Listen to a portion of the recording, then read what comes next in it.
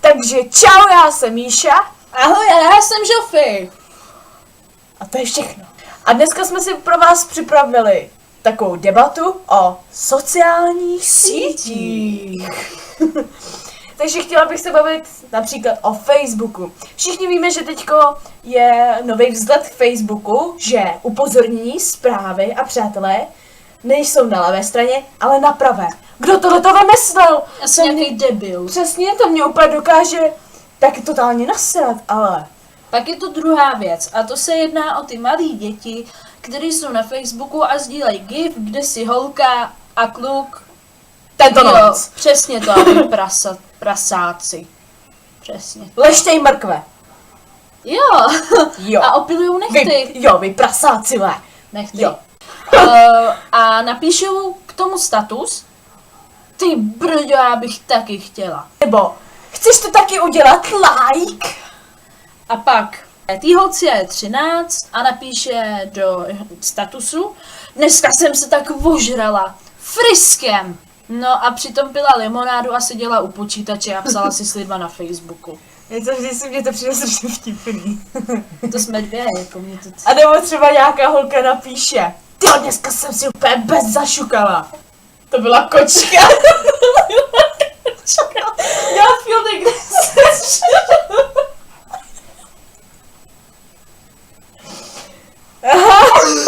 A prostě to napíše 11letá až 13letá holka, tohle to napíše.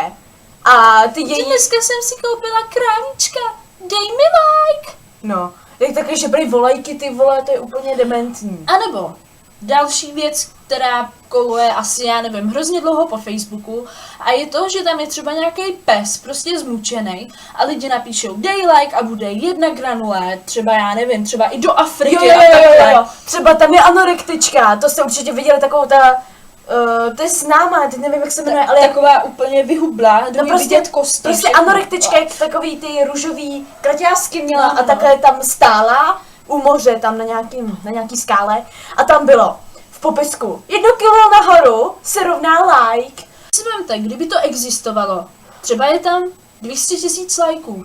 Představte si, že už by to nebyla anorektička, ale měla by další problém s tou váhou, že by byla zase moc tlustá.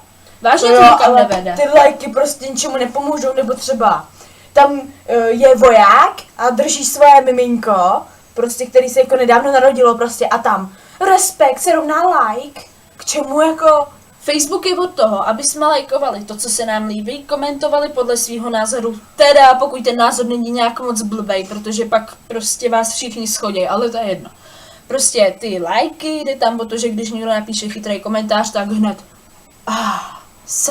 jsem prostě... Například Minecraft.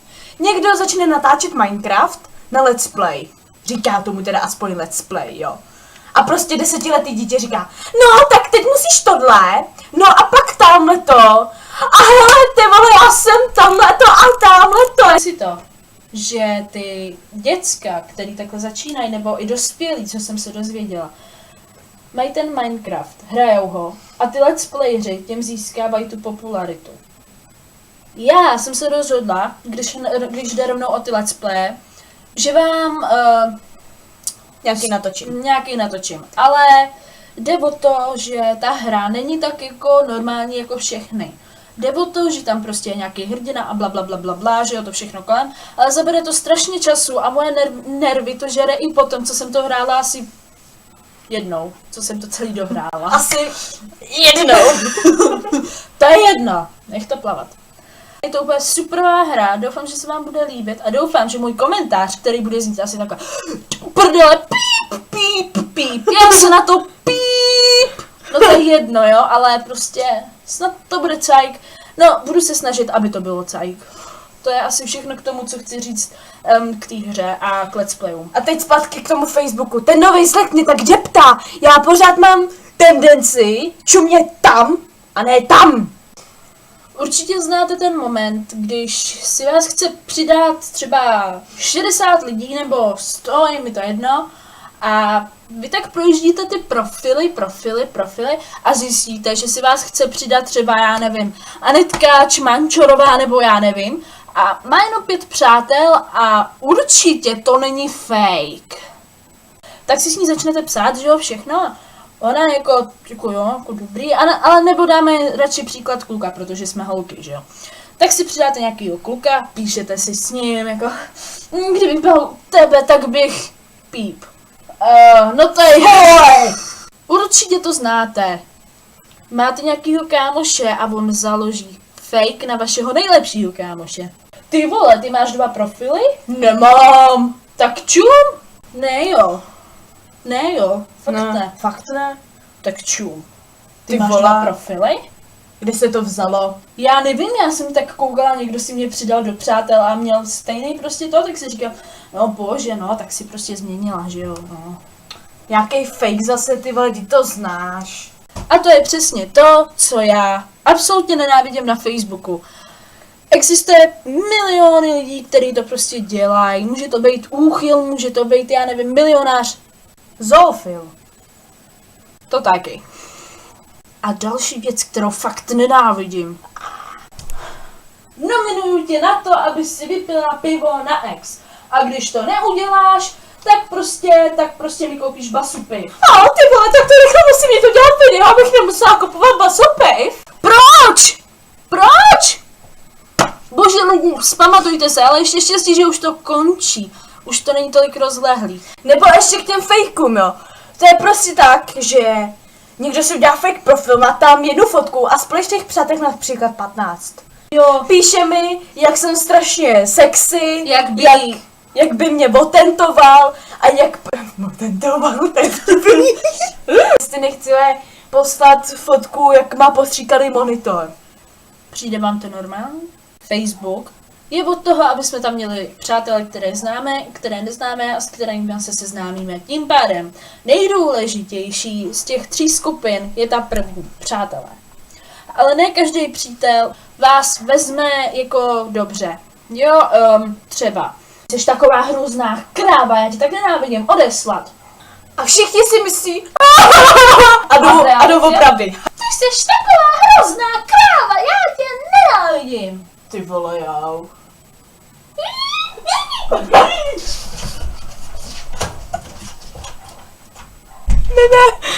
Znáte ten pocit? Když se vám chce srát, jo. Teďko jsem zrovna na YouTube viděla jednu, ty vole, teď nevím, jak se to jmenovalo, ale na YouTube jsem viděla jednu holku, jak dělá make-up tutoriál. A Taková ta. No, a teďko si musíte takhle ty vlasy, no. A tady tím si musíte nastříkat ksicht, jako jo. deodorantem? No a teď jakože si také načišeme ty vlasy, jo. No a pak jakože také tu hubu si na to namlujem, jo.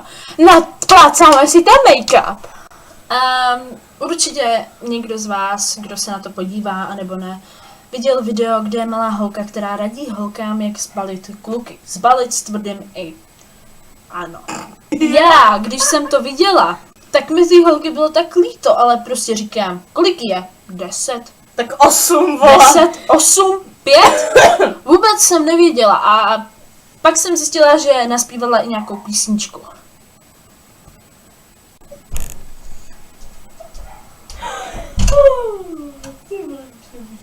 Další téma bude YouTube. Sice je na nich už. Tady jsme už sice probírali, jo. Ale tady to je trošku... Tady to se jedná spíš o ty písničky od MC a jméno. Jo, anebo cokoliv jiného. Objevili jsme video, nejdřív o těch MC borci nebo nějak tak. Našli jsme od toho video MC Radka Zničně.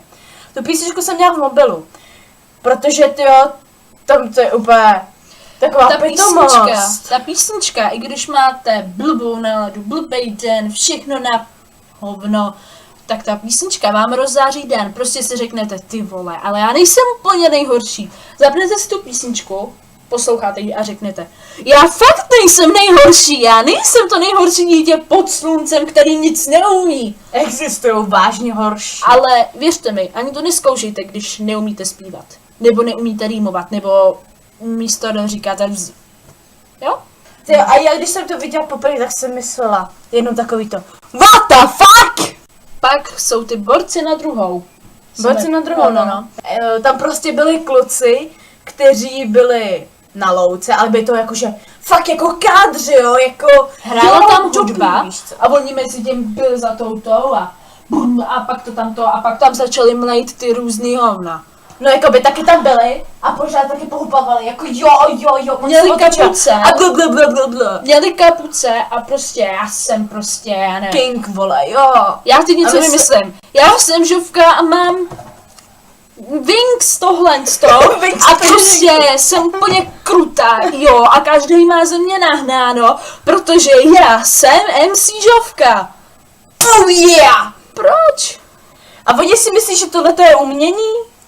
Jako co to je? To je spíš trapárna. Člověk, kdyby... Ty vole, já bych se normálně styděla dát takovýhle video na Facebook, na YouTube, protože tyjo, já bych se tak totálně strapnila, hlavně před lidma, kterým by mě znali, že jo.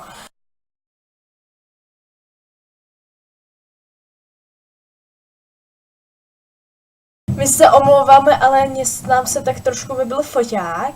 A tak Trošku. tak proto máme rozsvíceno, je to špatný teda, no, a jsme trošku oranžovější, ale Podra, make-up. Takhle přesně vypadá člověk, který má jít bez lidi. já. No prostě, my už ani nevíme, co jsme říkali, teda aspoň já jsem si na to nějak nespomněla, protože jsme museli asi tak půl hodinky, 3/4 hodinky počkat, než se nám nabil ten foťák zase tak jako aspoň na jednu čárku a nakonec nakonec bychom vám chtěli říct takovou informačku o tom, proč nebyly videa. A je to důvod... První věc. Nebyla nálada. Druhá věc. Nebyl čas. Třetí věc.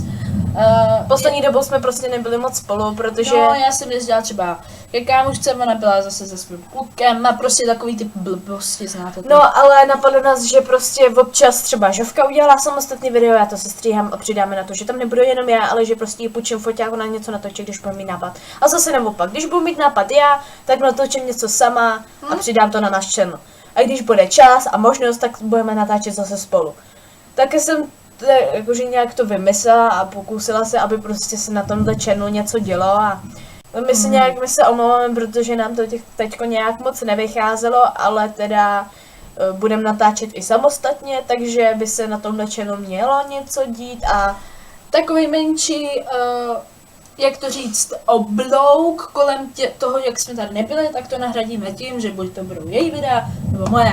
Ale rozhodně se budeme domlouvat na tom, aby v tom byly ty různé věci a jako třeba určitě. ona dostane nápad, já nevím, jak si obarvit hlavu, ale to je to samý, jako kdyby si měla, jako s tou holkou, která jak zbalit kluka, no, ale to je jedno. Prostě já nevím, cokoliv a já když budu mít nápad a řeknu třeba, co nejvíc miluju na svý kočce, tak mi třeba Míša poradí, co tam mám jako udělat a tak. Takže to bude spolupráce vlastně furt.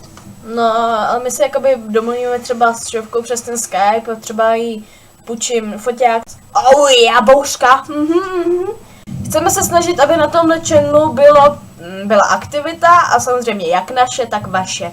Takže buď bude natáčet Žovka sama, nebo já sama, anebo společně a ty toho prosím tě nech. Děkuju. Takže to by bylo pro dnešek všechno.